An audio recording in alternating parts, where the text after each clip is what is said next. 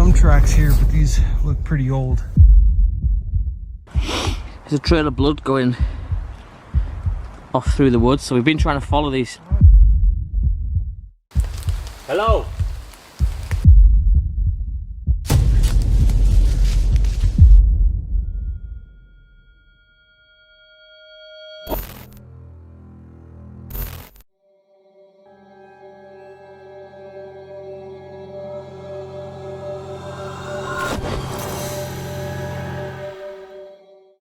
The first video tonight comes from Epic Adventures, a US-based outdoor survival and exploration channel focused on solo camping, bushcraft, and real-world endurance challenges. The creator documents overnight stays in harsh environments, using minimal gear, showing both success and failure without exaggeration. His dog, Hershey, often accompanies him on these trips. It is January 8, 2026. In a remote woodland area in the United States. Something like a big pot, so you can just get the fire. Yeah, look at that right there, guys. Isn't that like a film right there? Yeah, there we go. Fire. I'm going for more sticks. Gotta get some more little sticks in the fire so we can get it going.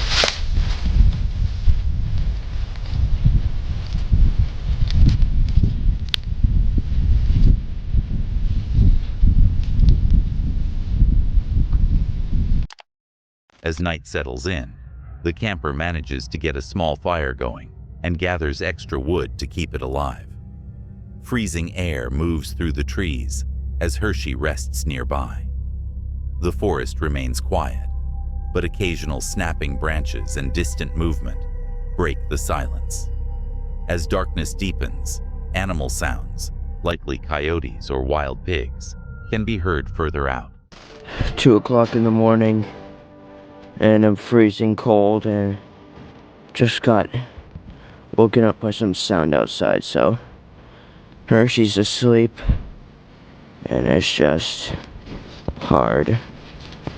So yeah, going back to bed. At first light, he wakes stiff from the cold and immediately works to rebuild the fire. The effort highlights the physical strain of maintaining warmth overnight, especially after little rest and frozen ground. It's gonna be a long walk, so see how this goes. Got my little cup here. Get some water out of the creek. Right now, guys, we made it to actually the spot where you get into the creek. This bridge here, that you see with Hershey, is actually a bridge I built. I built this bridge right here. And so yeah, it's gonna be a little different. So, get some water. Me and Hershey are probably thirsty, so we're gonna get down in the creek and get some water. I know I'm thirsty, I don't know about Hershey. So I'm gonna get down here. This filter here is professional water filter. Swiss. So you can see this here. Woo! Water filter. Excellent thing right here. Looks cool. Haven't tried it out yet, so we'll see how it goes. Put water right here. Go. IG. Get my cup. There you go. Okay, we got water. Yes, water. Got water. Alrighty. It's fairly clean water. So, here I go. We're gonna drink this. And this creek has leeches and all kinds of parasites in it. Hopefully I don't get this, but hopefully this filter's good enough. So you ready? 3, 2. Using a filtration system, he safely drinks from the spring-fed water source.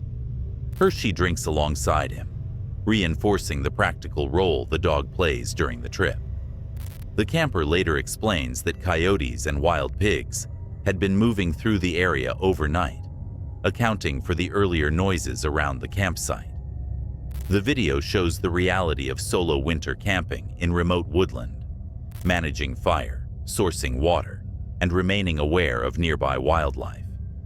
The experience is defined less by fear and more by endurance, preparation, and attention to surroundings. With Hershey for company, the overnight stay becomes a practical test of cold weather survival rather than a dramatic encounter, underscoring how demanding winter wilderness conditions can be. The next video comes from Black Rain Official, a UK-based survival and bushcraft channel focused on solo camping, preparedness, and real-world outdoor challenges. The content documents unfiltered experiences in harsh environments, prioritizing realism, decision-making, and environmental awareness over spectacle.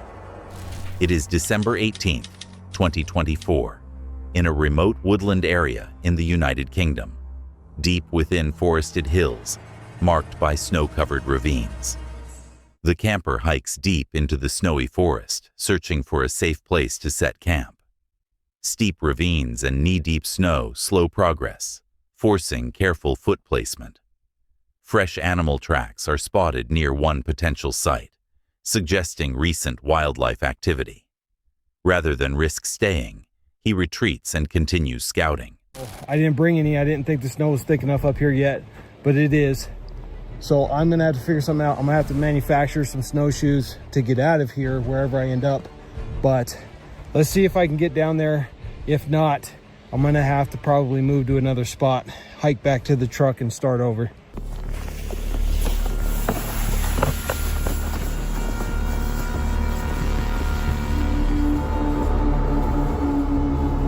All right, so we got another problem just ran into. So I found a great little spot here. But here's my problem.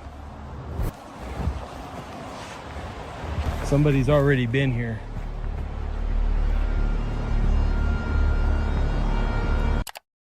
More fresh tracks appear near another possible campsite. Without hesitation, the camper abandons the area, choosing distance and safety over convenience. After several hours of hiking, he finds a sheltered grove with flatter ground and standing deadwood suitable for firewood. As daylight fades, he begins setting up a basic shelter and gathering fuel. He realizes he forgot proper snow gloves, making simple tasks slower and more difficult in freezing conditions. With temperatures dropping, priority shifts to getting a fire going quickly. Plenty of standing deadwood that I can collect relatively close to camp. I think I may instead want to build my camp right here. That way I can shield off that wind that's coming down off of this mountain. So I have another problem. I left my snow gloves at the house like a genius. So all I have is my mechanics desert gloves, which are already soaking wet and completely worthless. So now I have no gloves out here. So I'm gonna have to work fast to get a fire going and dry those gloves out, because I do not want to end up losing some fingers out here. So I got to get this going.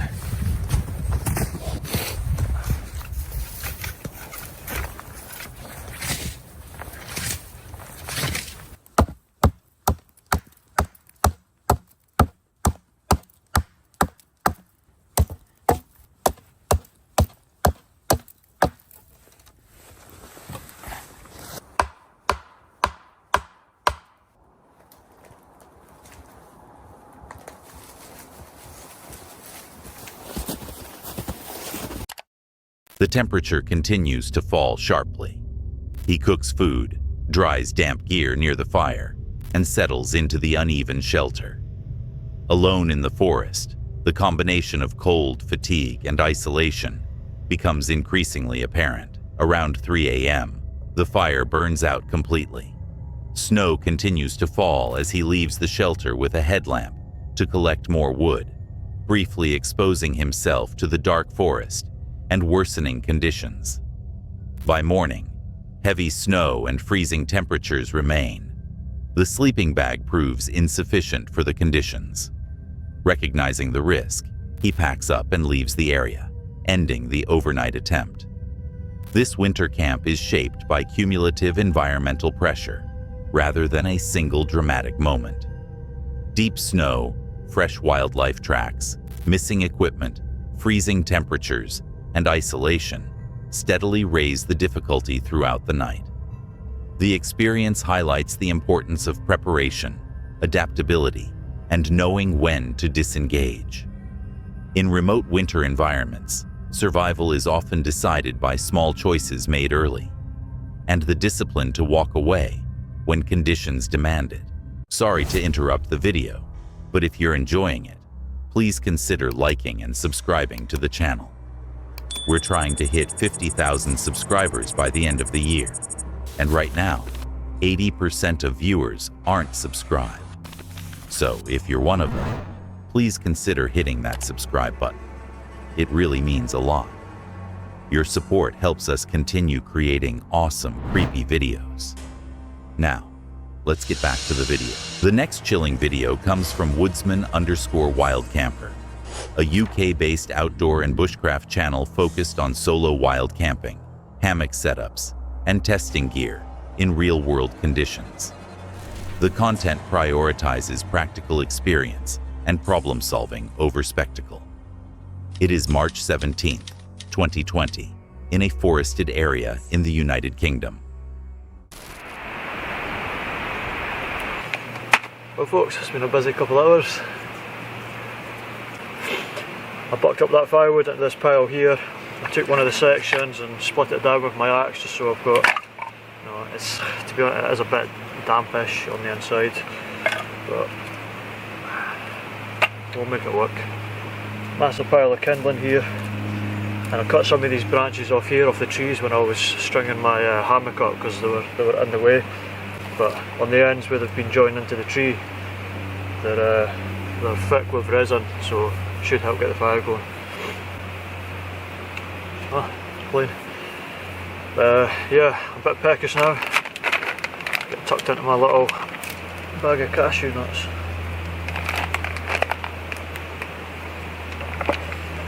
I bought the Adrian Etheridge bushcarver knife with me.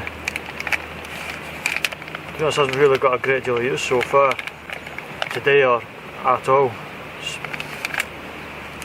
I'm quite busy doing other things and using different knives.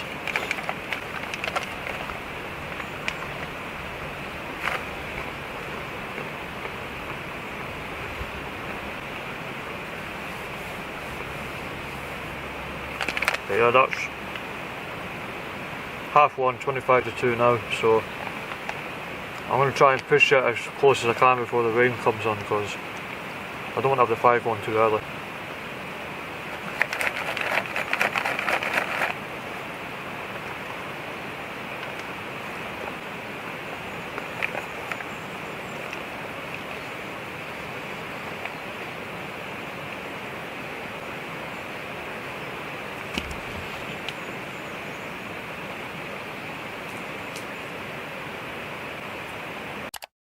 His dog, Rusty, moves around the camp, occasionally disrupting the routine and adding to the sense of instability as night approaches.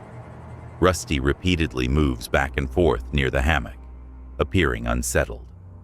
The camper lies in the hammock, trying to stay comfortable while keeping an eye on his surroundings and the dog's behavior. The repeated movement and low visibility create a tense, watchful atmosphere. And it's basically causing like a ridge, like a sort of trench, if you like, along the top of the tap where the water just keeps pooling. It's getting on the inside of the tap, it's running down the sides, so when the wind's blowing the tap, it's soaking my hammock.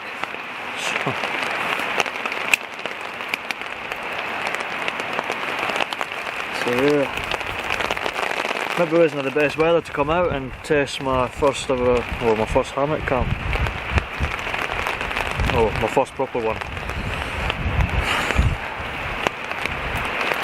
I'm thinking about sack it, you know, put the fire out, just pack everything and go and regroup and try it again on another day.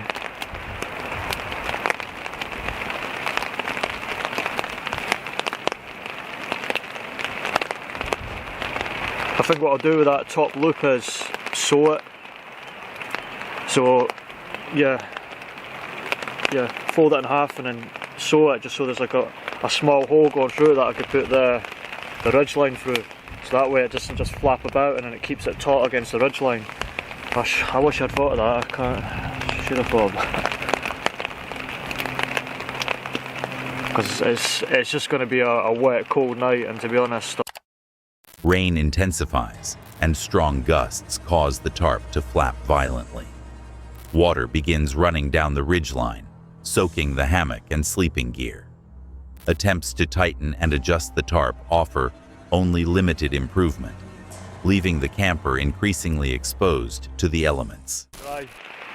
I've had to set, for this type of weather anyway, I've set it up too high, but I needed to because of the fire, you know, because the fire would have burnt it otherwise. But yeah, I've got it set up quite high, and then when the wind is blowing like it is now, the rain's just blowing in from the sides and I'm getting wet underneath it. So yeah, if only I had a nice dry tarp with a hammock underneath it to go and hide away. With the shelter failing and gear continuing to get wet, the camper decides to end the night early. Prioritizing safety, he packs up and returns to the car with Rusty. The experience shows how quickly conditions can change during solo wild camping. Despite preparation and experience, wind and rain turn the night into a test of judgment rather than endurance. Choosing to abandon the camp highlights the importance of adaptability and recognizing when conditions outweigh the value of pushing on. The next shocking video of the night comes from Rod Outdoors, a UK-based solo outdoor and wild camping channel centered on quiet forest overnighters, bushcraft basics, and understated exploration of remote or historically unusual locations. The channel relies on isolation and atmosphere rather than exaggerated reactions or staged scares. It is November 1st, 2017, in Rendlesham Forest, Suffolk, England. Rod begins walking along the official UFO trail near the main visitor area, calmly explaining the well-known 1980 Rendlesham Forest incident involving U.S. Air Force personnel stationed nearby. At this stage, the forest feels ordinary and active, with families, dog walkers, and children moving through the area. As Rod continues along the trail and away from the visitor center, background noise fades and foot traffic disappears, subtly shifting the mood as the forest becomes quieter and more enclosed. Now we're like, the trail's taking me right deep into the forest and there's no one else about, so it's far better. Gives for a more creepy vibe as well, more creepy atmosphere. Now there's supposed to be like a big UFO statue somewhere out here, so hopefully I'll find that at some point, which actually marks where the UFO was sighted and supposed to have come down.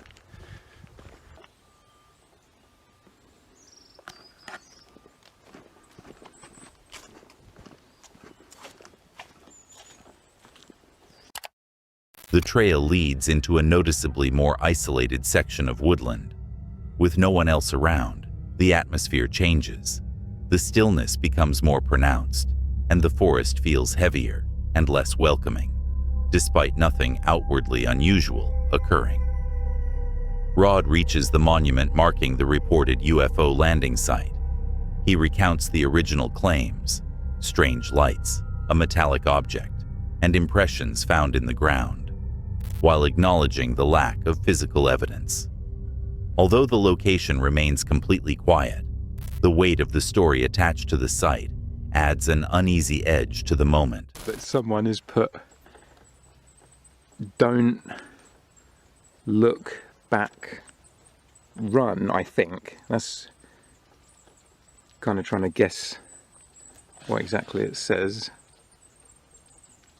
Don, it's got to be don't look back, run.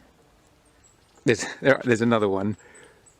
It's definitely don't look back, run, or runt. No, I think it's run.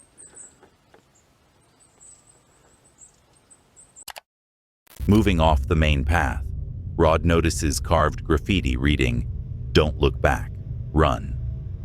The message is clearly man-made, but its placement deep in the forest and the timing of the discovery make it stand out, briefly breaking the calm. Weird noises which I assume were just some kind of vehicle in the background, but there was one time in particular there was this strange noise, but by the time I got the camera to turn it on to film it, it stopped. Later, after setting up camp and settling in for the night, Rod hears a strange sound coming from the darkness beyond the tree line. As he attempts to ready his camera to capture it, the noise abruptly stops, leaving the moment unresolved. By morning, Rod reports no sightings of lights or unexplained activity. He admits he never expected anything dramatic to happen, but camping alone in a forest so closely tied to unsettling history made the experience feel more tense than a typical overnight stay. With daylight returning and nothing further occurring, he packs up and leaves Rendlesham Forest, noting that sometimes a location's reputation is enough to make ordinary sounds and silence feel unsettling on their own. The next video comes from 401 Files, a UK-based bushcraft and outdoor survival channel focused on woodland camping, seasonal bushcraft skills, and immersive time spent in remote environments.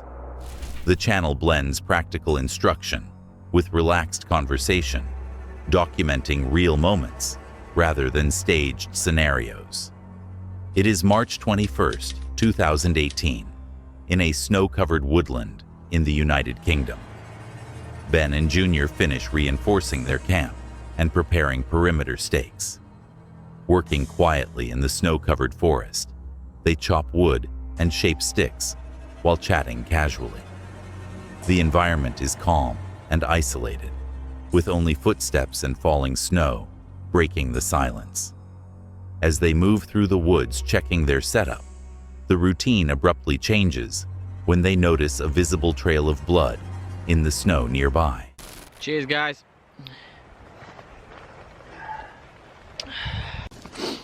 Me and Junior was just doing some filming and we've noticed that there's some blood. There's a trail of blood going off through the woods, so we've been trying to follow these. Where? Yeah. So it's there, look, as well. But we can't see any footprints or drag marks or anything, so just trying to figure out what it is. I reckon it's a deer at this point. Like Junior was just saying, maybe a deer's caught itself. And maybe a deer's just caught itself as it's walking through, but it would have to be quite a bad nick for it to bleed like this. And I suppose deers like know the way around these woods. Do you know what I mean? I think so. And it's not like it's overgrown dramatically. More blood.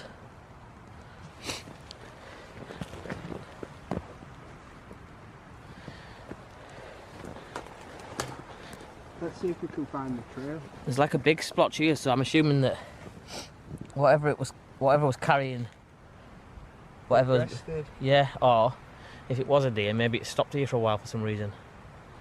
Just a quick update on the blood situation. Me and Junior have come to the conclusion that maybe somebody's shot that with a pellet gun, or it just has generally injured its foot. But yeah, it's probably a deer. Like I said, somebody's maybe coming here thinking they can take down deer with a 2.2 air rifle, and took a pop shot at it, which is absolutely ridiculous, but maybe that's what it is. With the amount of blood there was and just a little splatters here and there, it looks to me like somebody shot that with an air rifle. The pair cautiously follow the blood trail, searching for footprints or signs of disturbance. No tracks are found. After discussing possibilities, they conclude the blood likely came from an injured deer, potentially wounded earlier by hunting activity. The uneven pattern suggests the animal stopped briefly before moving on. The discovery introduces an unexpected moment of tension into an otherwise relaxed bushcraft outing. Later, as darkness sets in and they sit near the fire, two reflective eyes briefly appear in the distance between the trees. The sighting is short and unexplained, but likely wildlife. Even so, It reinforces the sense of isolation and the awareness that they are not alone in the woodland. Afterward, the evening settles back into calm. Ben and Junior continue talking by the fire about bushcraft filming and future plans before leaving the woods and stopping for food on the way home. While the day ends casually, the discovery of the blood trail and the brief nighttime sighting stand out as reminders that even routine bushcraft trips in snowy, remote forests can present unexpected and unsettling moments, without anything overtly dramatic ever needing to occur. Before the next clip, if you're enjoying the video, please consider liking and subscribing to the channel. We're trying to hit 50,000 subscribers by the end of the year, and right now, 80% of viewers aren't subscribed. So, if you're one of them, please consider hitting that subscribe button. It really means a lot. Your support helps us continue creating awesome, creepy videos. Now, let's get back to the video. The last video of the night comes from Camping with Josh, a UK-based wild camping, bushcraft, and outdoor cooking channel focused on immersive solo adventures.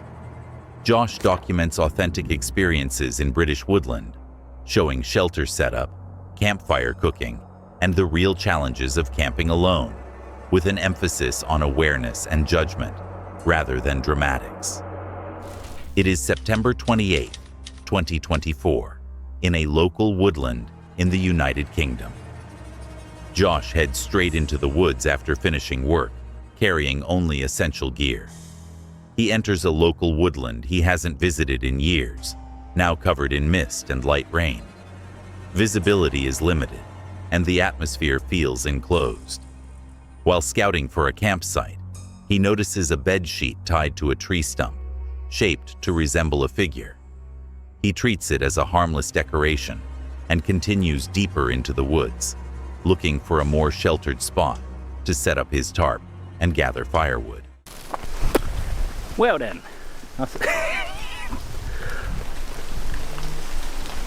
I wasn't expecting that, to be honest guys. I was not expecting that.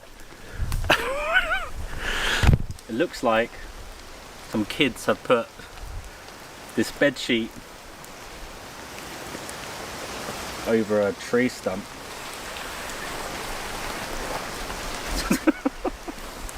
I don't know why I'm putting this back on, but I am. While cutting and trimming wood for a fire, Josh hears heavy rustling and footstep-like movement in nearby bushes. He pauses and scans the area, but cannot identify the source. The sounds do not repeat clearly, leaving uncertainty rather than confirmation. I find it really difficult.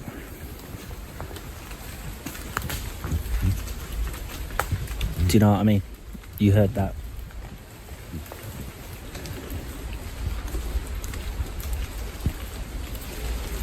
And it's really quiet.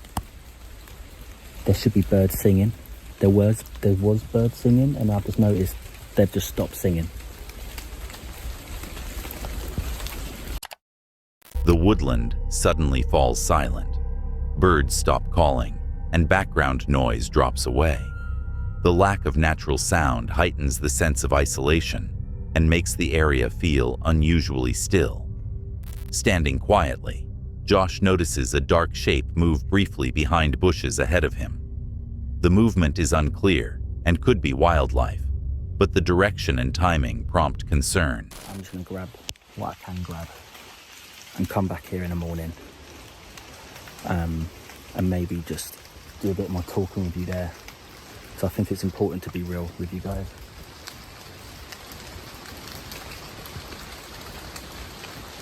Yeah, I'm gonna pack up. I guess I could take this tarp away, but I just don't really want to. All right, I'm gonna go, guys. Hello.